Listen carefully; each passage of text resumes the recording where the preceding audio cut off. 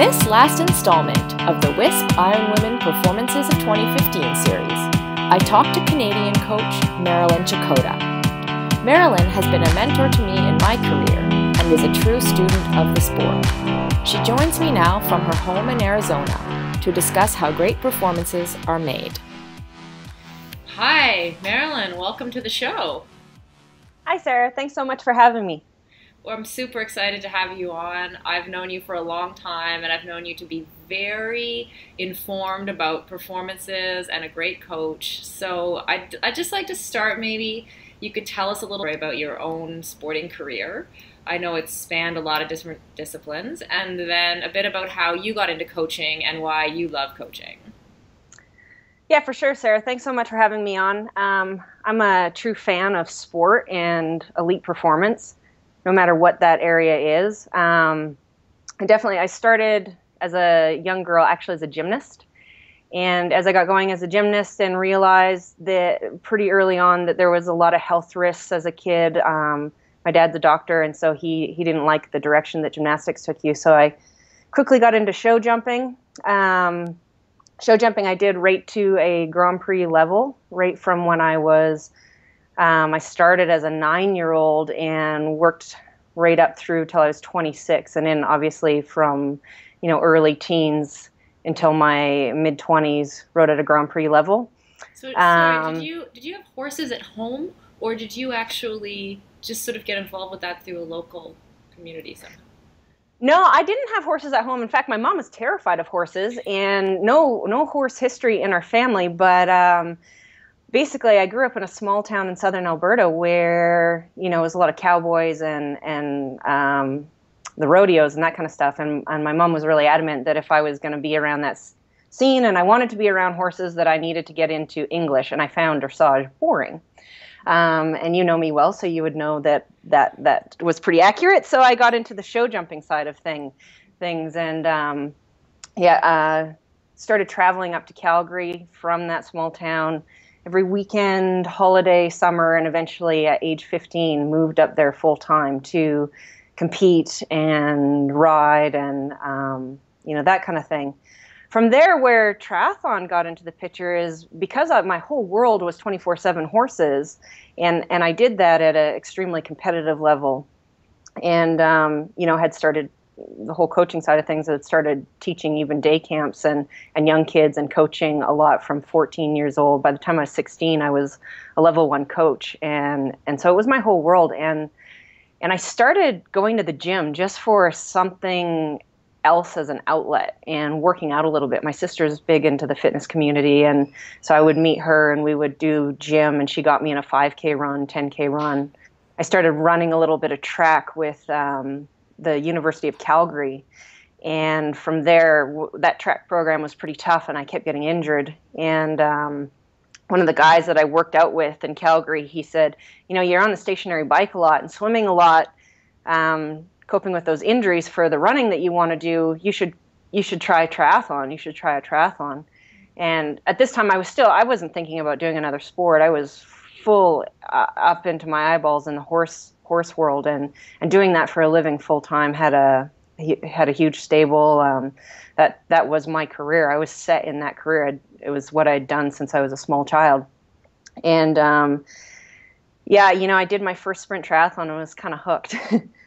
That's everyone's story. We get hooked, and so from sprint triathlons to Olympic distance, some local stuff. Went and watched Ironman Canada one year, I think in like 1997 or 98. And I was like, that's crazy. I was like, these people are amazing. I couldn't imagine going that long. I had never done anything that long. And I thought, man, how would you, I could swim that far? How the heck would you run a marathon after riding all that way? And then, fast forward a number of years and all of a sudden I'm doing it for a living. And winning. So yeah, that was, I had, we raced in a time where it was a little bit different as far as paces and times, but sport evolves. That's what it does. And Don't apologize for winning Ironman. Right. Ironman. I was really lucky. I got introduced to really good people from the start. I've always had great people along my path, and I did my first Ironman, and you know me well, and I was the kind of person that if I was going to do this, and I had set the goal from the beginning. I said, I want to do a pro race one day. I want to do this well. And so instead of one day, I did my first Ironman as a professional, skipped the whole amateur thing altogether. I thought, I'm going to throw myself in the barrel, because if this is what I want to do eventually, then I better dive in and know what it's like to step up against these girls right from the start. There was no sense in my mind in, racing amateur for a number of years, and working my way up. I thought, if I want to be professional, I'm going to be professional and work my way up as a professional. And luckily, with a bit of luck, bit of talent, and the right guidance, my second Ironman, I won that and spent probably the next 3 years on the podium, racing a lot, and most of the races I did on the podium. So I was really lucky that way, for sure. Right, and so then you spent a number of years as a professional triathlete, and after that you sort of slowly moved into the coaching world. Obviously you had a lot of experience with elite sport, and you love to coach. I know you love to coach. What is it that you love so much about coaching? Yeah, definitely. I mean, like I say, I've been a coach longer than I feel like I've been anything. So from really, really early on, age 14, 16, I started teaching 6-year-olds and 9-year-olds. And by the time I was 16, I was a level 1 coach. And so I've been coaching athletes, and whether they be horse riders or runners or cyclists or triathletes, I'm a fan of performance, and I'm a really curious person. So I like to learn as much as possible about what it takes, whether it be in the corporate world or in the sports world or whatever that is. I'm a big fan of finding out what it takes to be the very best. And I really made it a lifelong mission to surround myself with people that I feel, are really, really good at that. And then I ask them a lot of questions, and I learn. I put myself in a position to be coached and challenged all the time.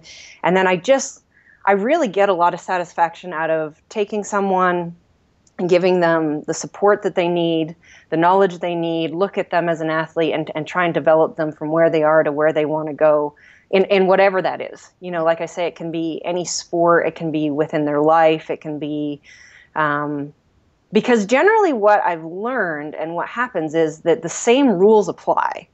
So it becomes sort of, obviously there's specialty in every area of what you do. So and you have to be a student of that trade, whatever it is, and you surround yourself with the best in that trade to learn from them and be open-minded and be a student to that.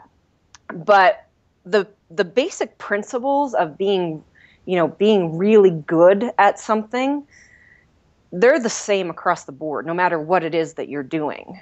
And so, I find that a really interesting lifelong lesson, that I've been really passionate about since I've been a child. Right. And so what are some of those principles as you see it? How would you lay it out, say, for our viewers and listeners in a simple way? What are the characteristics that are required for absolutely amazing performances? Yeah, most of the people, it's really simple things that you really hear pretty often, but maybe brush past them. And it's things like really simplifying your life, doing what you love, surrounding yourself with a good support network, and people who are like-minded to you and support you, taking on especially in today's society, because things are open 24/7 and we're expected to be busy 24/7, simplifying your life down to, being good at 2 things. I really think that, people try and do too many things, and they never really get good at anything.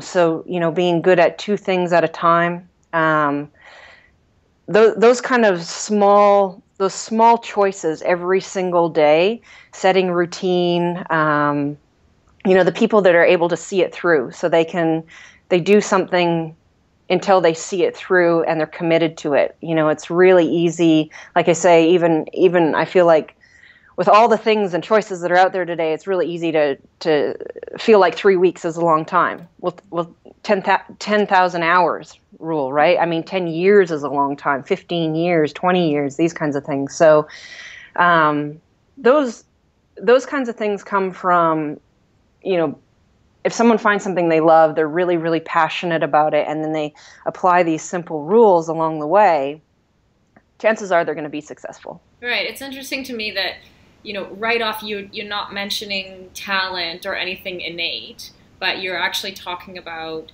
an ability to, focus and make your world about performance, right?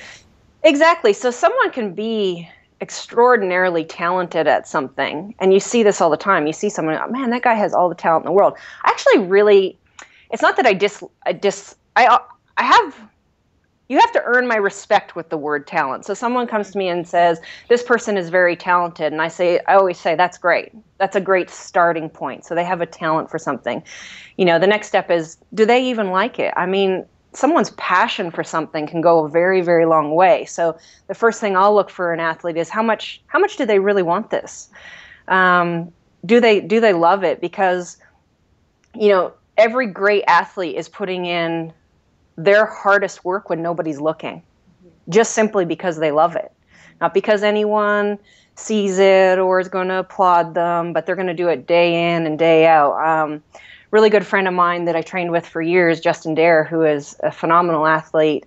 He and I used to joke all the time, it's just Groundhog Day. You don't know what day it is, you don't know what season it is, you just know that it's long run day, that it's hard bike day, and you wake up and there's not that many sessions even in a year that are that memorable. You do thousands and thousands of sessions, and like all year there's like 3 memorable ones. So it's just a pure passion and love for something, and then a real understanding of within your life and within your personality, what's going to mold and shape that to bring out your best performances. Yeah, it's interesting. We can't talk about the performances of 2015 without talking about Daniela Ryf, who won every distance. She won the 70.3 distance world champs. A month later, the Ironman world champs. And then another month after that, won the $1 million of the Triple Crown, which brings with it its own kind of pressures. And I know neither of us know her that well. I interviewed her for the previous podcast, and it was really fun to have her on. But I think we can assume, can't we, that she has those characteristics, right? That she's utterly dedicated. I have actually heard this about her. And that dedication, it seems, and I know this even from my own coaching, that the dedication always comes from a place of joy. So there's not a lot of sacrifice. People who end up really good at it, they're not making those kind of, well, now I have to go and train, the hardship of it, It's exactly. Like, they may not exactly be totally excited every time they go out the door, but for the most part, they love it. Absolutely. A girl like her, I guess through this generation of triathletes, it's not as common to see an athlete that is good at short course and long course. And, if you look back through the history, there was more of that, Aaron Baker, Joanna Zeiger, Scott Molina, Mark Allen, all of the men and women, both sides, where they had a lot more success at going long and going short. Now with it being a much different sport as far as the way the tactics play out and the speed of the different sports and maybe the way the race calendars are laid out for professionals, that's changed quite a bit. But for someone like her to come from, short course background, helps that she's female. Females respond really well to training more like a short course athlete, and then sprinkling in a little long to go long and go long well. She's in a program that provides that kind of environment. So her training group and her coach that I know and know that they provide that kind of environment that we talk about, where the best of her is brought out through her passion. She does have clearly a ton of talent that is directed the right way and used the right way and trained the right way, and obviously the passion for the sport. And that's so fantastic to see. I mean, amazing. I can remember when I first started the sport, being a fan, and eventually she became a good friend, Joanna Zeiger, of, same thing. She was a great ITU athlete, a great short course athlete. She went to the Olympic trials for swimming, for the marathon. She went top 5 in Hawaii. Joanna Lawn was very similar that way. So it's really exciting to see that hasn't been entirely lost in this new generation of triathlon. Yeah, I think I totally agree with you. And I think that in order to move the sport forward, we need some great heroes. And it would be wonderful if we could have another Chrissy Wellington. It's yet to be seen if Daniela will be that, but it certainly helps the sport, I think. And you talk about that was interesting, you talk about environment. That was one of the things that came up. I know that you watched my conversation with Meredith. We talked a lot about environment and how that, is helping with her performance or sometimes hindering her performance. And the cycle she's kind of in with the World Championships of never hitting it and trying to figure out how to get out of that cycle. Did you have any kind of insight on that in terms of, I think a lot of us, I've had this in my own career, we end up in kind of we're always doing a kind of a rebound race, right? And typically those races go really well, right? Which is great, except you want to be able to hit your race, your A race. So do you have any advice on getting out of that cycle? Yeah, so I was listening to her interview and I was listening to you talk, and I have a lot of experience with that with athletes. So the one thing that most came to my mind where I can separate is, humans have emotions, and we often pull that into it. So when you train horses, they can't speak. You only watch the way they move and what they do and how they respond. And they don't really have the same kind of emotion and ability to communicate the way we do.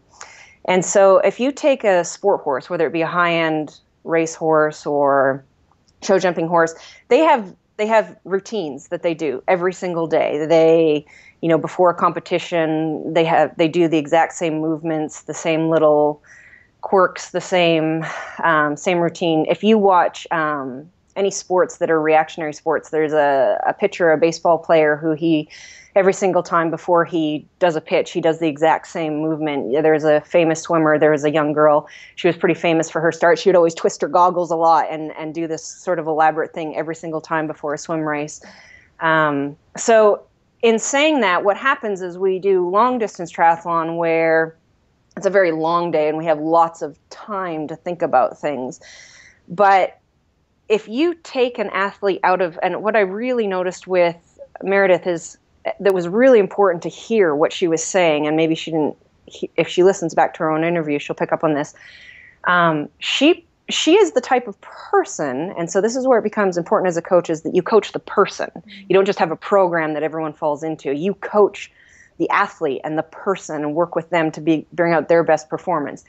And so she does very well when her life is very full and very busy, and she has lots of other things in her life that keep her engaged and happy and relaxed. She's the popular horse at the stables. Yeah, and all of those things. So then if all of a sudden you isolate her and you take those things away and you make it all about one thing, a lot of things happen. And a lot of things will happen actually chemically, emotionally, performance-wise, all those things. So when she said she takes a month to focus on this A race, she's slowly deteriorating the way that she comes into her peak performances, whether she realizes it or not, because she's isolating herself. She's honing in on one thing, and she's the type of person that she, as an athlete, clearly needs, a lot of things going on, a lot of other things to think about. She feels joy from that. She kind of comes into a workout running off her feet, does the workout and runs out. That works really well for her. So, if she does follow through with flying in on a Wednesday, doing her race and leaving, I bet, if she sorts out some of the health issues she's having with salt, that would be something I bet works much better for her. It's just, it's the same reason we do, if our race day is Saturday, we always do our long day on Saturday. If we, always have your day off on Saturday, and then all of a sudden your most important race is on Saturday, your body's not going to know what to do, whether you're mentally in it or not. Your body doesn't know what to do that day because it's always your day off. So for her, if she's always busy and running in and out of her workouts, really, you know, comes in running and runs out running and doesn't have a chance to think about it, and then all of a sudden she has a month to think about it, chances are that's not going to work that well. Yeah, yeah. So sort of what I hear you saying really is that it is all about the person. So it's what makes a great performance for one person isn't necessarily what can create a great performance for someone else, right? Exactly, exactly. I mean, you see it all the time, because I've coached for a long time and worked with a large, lots of different types of athletes.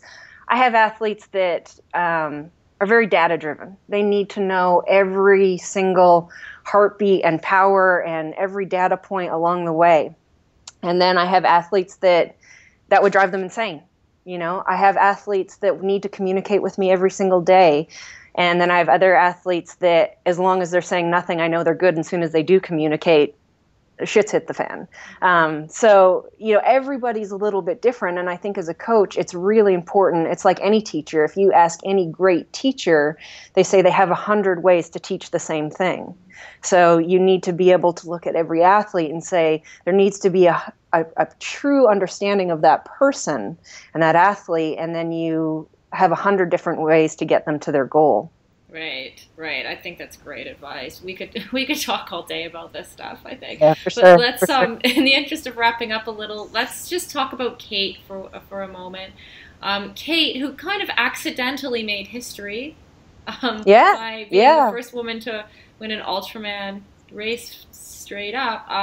That was really interesting to me to hear about her process because, of course, she was just focused on herself and getting through the days. What do you think? What do you think about her and her magical day?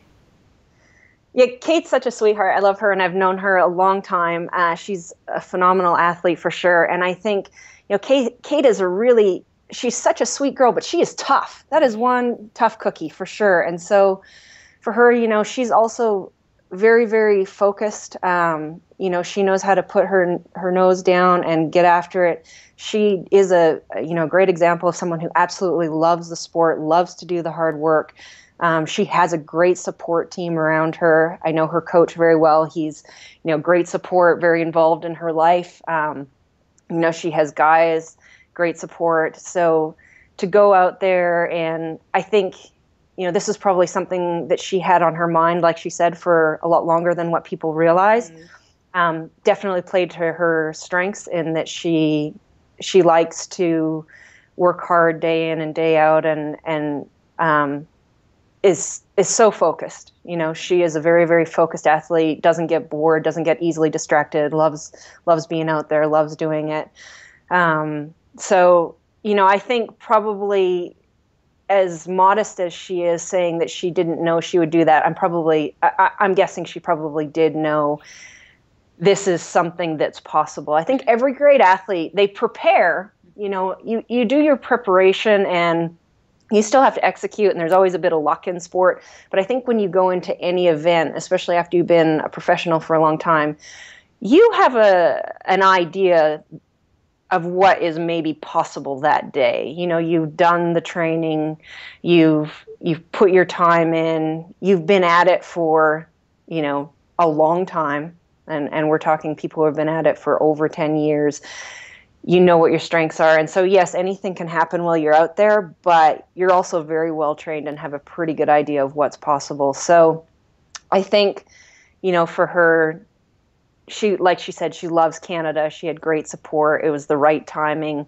The training went well. I think, she probably had a pretty good idea that was possible. Yeah, absolutely. It's funny that you're coming back to the loving it piece, I think a lot of people love the idea of being a triathlete, don't necessarily like the work of being a triathlete, right? Exactly. So, it's a funny era is that, with Instagram and Facebook and social media and all that, it's a lot of fun to put all these photos of your bike sitting against a tree and, all your swim gear on deck and all that kind of stuff. But it's really, like I say, it's about putting the work in when nobody's watching, and simply because you like to. I know one of my favorite sayings is when someone tells me or I get injured, or if someone tells me I can't train that day because you need a rest, it's literally like telling a little kid that they can't go play with their friends. I'm sad. I'm like, I want to go play with my friends. This is, or I want to go, that's my playground. So I think anybody who's been great at sport, that's how they feel, is that it's not a chore to get up, or they are only performing when people are watching. It's what they really genuinely love to go do. And they would be doing it whether someone's paying them or not, or, they're still gonna, I don't do triathlon at all anymore. And I still swim a couple days a week and jog a couple days a week. And, just because I like it. Yeah, exactly. Yeah. Exactly. Yeah. Okay, fantastic. Marilyn, I'm going to have to wrap it up here, but honestly, it's been great having you on the show. I think you bring so many expertise to the table, so I hope to have you back on at some point. And thanks so much for your input. Fantastic. Thanks so much for having me, Sarah.